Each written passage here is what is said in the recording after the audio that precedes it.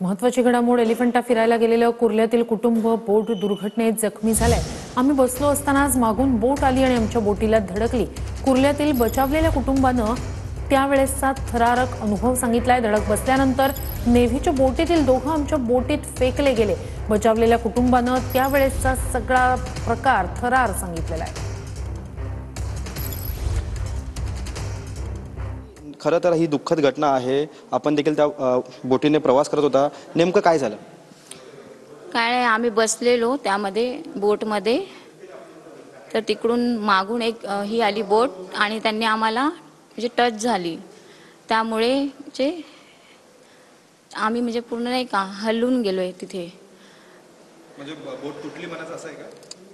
म्हणजे ती जी बोट होती ना, त्यातले 2 माणसं आमच्याकडे पडले आणि ते ठार झालेत वाटतं।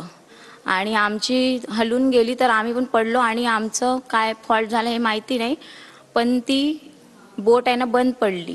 ती दुसरी आम्हाला टच करून गेली ना, ते स्टंट मारत होते असं मी ऐकलं सगळीकडून। तर ते टच करून आम्हाला जोरात टच झाली, तर काय फॉल्ट झाला ते माहिती नाही आम्हाला।